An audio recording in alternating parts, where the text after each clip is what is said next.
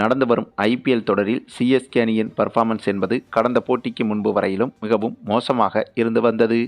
இந்த நிலையில்தான் கடந்த போட்டியான லக்னோ அணிக்கு எதிரான போட்டியில் சிஎஸ்கே அணி சூப்பராக விளையாடி வெற்றியும் பெற்றது. இந்த வெற்றியில் சிஎஸ்கே அணி வெற்றி பெற்றுவிட்டது என்பதை தாண்டி சிஎஸ்கே அணியில் முக்கியமான வீரர்கள் ஃபார்முக்கு திரும்பிவிட்டனர் என்பதுதான் மிகவும் முக்கியமான விஷயம். குறிப்பாக நூர் அகமது, தல தோனி, ஜடேஜா உள்ளிட்டவர்கள் அவர்களது பழைய ஃபார்முக்கு திரும்பிவிட்டனர். அதேபோல சிஎஸ்கே அணிக்கு புதிதாக கிடைத்த தங்க புதையலாக அதிரடி மன்னன் ஷேக் ரஷீதும் சிஎஸ்கே அணியின் பேட்டிங் அடையாளமாக மாறிவிட்டார். அது மட்டுமில்லாமல் தொடர் தோல்விகளுக்கு பிறகு இந்த போட்டியில் பெற்ற வெற்றி என்பது சிஎஸ்கே அணிக்கு ஒரு பாசிட்டிவான மனநிலையை ஏற்படுத்தும். இப்போது இவை அனைத்தோடும் சேர்ந்து சிஎஸ்கே அணிக்கு புதிய பலம் ஒன்றும் சேர்ந்திருக்கிறது. ஆமாங்க, அது என்னன்னா நம்ம தமிழக வீரர் யாக்கர் மன்னன் நடராஜன் இப்போது சிஎஸ்கே அணியில் இணைய இருக்கிறார். டெல்லி அணியில் தற்போது இருக்கும் நடராஜன் மிட் சீசன் டிரான்ஸ்ஃபர் மூலமாக சிஎஸ்கே அணிக்குள் வர இருக்கிறார். வழக்கமாக ஐபிஎல் தொடரில் இந்த மிட் சீசன் டிரான்ஸ்ஃபர் என்ற விதிமுறை சீசன் ஆரம்பித்து பாதி போட்டிகள் முடிவடையும் போது இந்த விதிமுறை அமலுக்கு வரும். அப்போது அனைத்து அணிகளிலும் இதுவரை எந்த போட்டிகளிலும் பிளேயிங் 11இல் பங்கேற்காத வீரர்களை மற்ற அணிகளுக்கு கொடுத்து மற்ற அணிகளிலிருந்து தங்களுக்கு பிடித்த வீரர்களை ஒவ்வொரு அணியும் பரிமாற்றிக்கொள்ளலாம். ஆகவே அப்படி பார்த்தால் இதுவரை இந்த சீசனில் டெல்லி அணி சூப்பராக விளையாடி வருகிறது.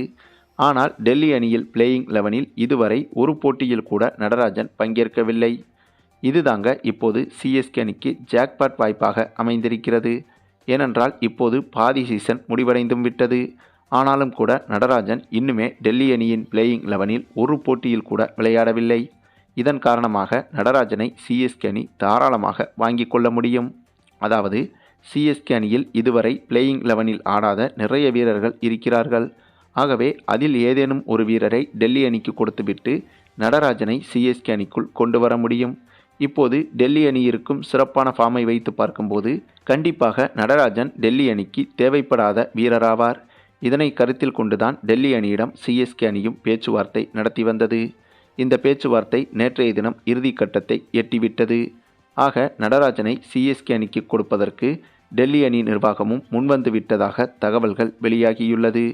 ஆகவே இந்த மிட் சீசன் டிரான்ஸ்ஃபர் மூலமாக நடராஜன் இப்போது சிஎஸ்கே அணியில் இணைய உள்ளது ஏறக்குறைய உறுதியாகிவிட்டது. அதுவும் ஏற்கனவே கடந்த போட்டியில் பழைய ஃபார்முக்கு திரும்பிய சிஎஸ்கே அணியில் இப்போது நடராஜனும் இணைய உள்ள இந்த செய்தி என்பது சிஎஸ்கே அணியை மேலும் பலமாக மாற்றியுள்ளது.